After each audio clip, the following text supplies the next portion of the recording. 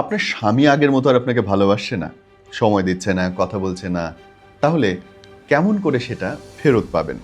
মনোবিজ্ঞানের ৫টা বৈজ্ঞানিক সূত্র ব্যবহার করে বদলে ফেলা যায় আপনাদের সম্পর্কের রসায়ন। আজকের এই ভিডিওতে আমি আপনাকে সেই ৫টা থিওরি বলতে চলেছি, যাতে স্বামীর ভালোবাসা বৃদ্ধির মনস্তাত্ত্বিক এবং বৈজ্ঞানিক উপায় আপনি খুঁজে পাবেন। নাম্বার 1, অক্সিটোসিন ও ফিজিক্যাল টাচ। মনোবিজ্ঞানীদের মতে দীর্ঘমেয়াদী সম্পর্কের প্রধান ভিত্তি হলো অক্সিটোসিন বা বন্ডিং হরমোন। গবেষণায় বলছে স্বামী স্ত্রীর মধ্যে নিয়মিত স্পর্শ, আলিঙ্গন, হাত ধরা অক্সিটোসিন নিঃসরণ বাড়ায় এবং এতে একে অপরের প্রতি বিশ্বাস, মানসিক টান তৈরি করে। একে বলা হয় ইন্টারপার্সোনাল টাচ থিওরি। দিনে অন্তত কয়েকবার ছোটোখাটোভাবে নিজের পার্টনারের শরীরে স্পর্শ বা প্রশংসা মস্তিষ্কের স্ট্রেস হরমোন কর্টিসল কমিয়ে দেয় এবং ভালোবাসার অনুভূতি বাড়াতে সহায়তা করে। সুতরাং আপনার হাজব্যান্ডকে বিভিন্ন কারণে বা অকারণে সচেতনভাবে স্পর্শ করবেন আর তাকে প্রশংসা করবেন। Number 2, positive reinforcement. মনোবিজ্ঞানী বিএফ স্ক্যানারের এই তত্ত্ব অনুযায়ী যখন কোনো আচরণের জন্য প্রশংসা বা পুরস্কার পাওয়া যায়, মানুষ তখন ওই কাজটি বারবার করতে চায়। প্রয়োগটা কেমন করে হবে?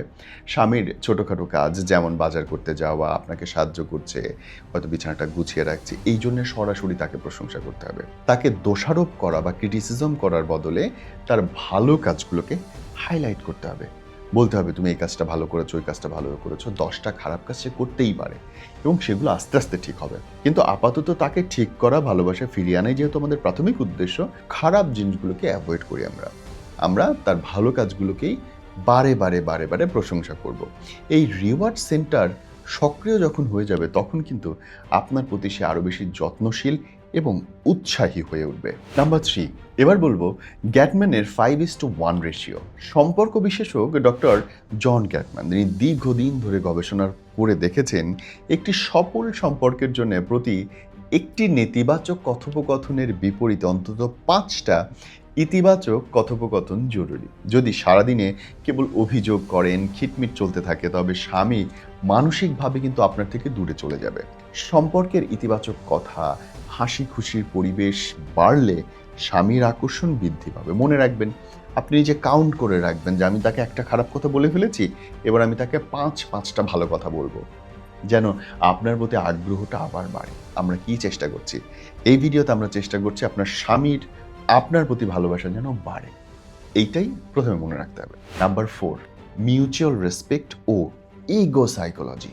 পুরুষের মনস্তত্ত্বে সম্মান পাওয়া ভালোবাসার চেয়েও অনেক বেশি গুরুত্বপূর্ণ। এটাকে বলা হয় হিরো ইনস্টিংক্ট। যখন একজন স্ত্রী তার স্বামীর মতামতকে গুরুত্ব দেন বা তার উপরে ভরসা করেন, তখন স্বামী মানসিকভাবে সেই স্ত্রীর প্রতি আরও বেশি দায়বদ্ধতা অনুভব করেন। তাকে ছোট করা বা অন্যের সামনে হেয় করা বা সম্পর্কের মাঝে দেওয়াল তৈরি করা, এইগুলো থেকে দূরে রাখতে হবে। নাম্বার 5, সেলফ গ্রোথ ও নভেলটি। মস্তিষ্ক সবসময় নতুন কিছু খোঁজে। যখন সম্পর্ক একঘেয়ে হয়ে যায়, তখন ডোপামিন নিঃসরণ কমে যায়। এইটাকে বলা হয় হেডোনিক অ্যাডাপ্টেশন। সমাধানটা কি তাহলে? নিজের ব্যক্তিত্ব, শখ, কেরিয়ারের দিকে মনোযোগ করা। আপনি যখন নিজের যত্ন নেবেন, আত্মবিশ্বাসী থাকবেন, তখন স্বামীর কাছেও আপনি অনেক বেশি আকর্ষণীয় হবেন। আপনার নিজেকে নতুন করে প্রেজেন্ট করতে যদি ভালো লাগে, তাহলে তার দেখতেও কিন্তু ভালো লাগবে। একঘেয়েমি কাটাতে মাঝে মধ্যেই রুটিনের বাইরে কোথাও ঘুরতে যাওয়া, সারপ্রাইজ দেওয়া মস্তিষ্ককে নতুন করে আপনার জন্য রেডি করবে। শেষে মনে রাখেন বোন, ভালোবাসা কোনো জাদুকরি বিষয় না। এটা হচ্ছে একজন আরেকজনের প্রতি সম্মান, প্রশংসা, সঠিক হরমোন এবং বন্ডিংয়ের ফল। বিজ্ঞান বলছে আপনি যখন সঙ্গীর প্রতি ইতিবাচক আচরণ করবেন, পজিটিভ, তখন প্রতিদান হিসেবে তিনিও আপনার প্রতি নমনীয় হতে বাধ্য। সম্পর্ক টেকানোর চাবিকাঠি তর্কে জেতার মধ্যে দিয়ে নয়, বরং একে অপরের মানসিক প্রশান্তি হওয়ার মধ্যে লুকিয়ে আছে। যদি আপনি নিজের অংশটা বোঝেন, আপনার কেমন করে ব্যবহার করতে হবে তার সঙ্গে, তাহলে সেও অবচেতন মনে আপনার সঙ্গে কেমন করে ব্যবহার করতে হবে তা বুঝে নেবে।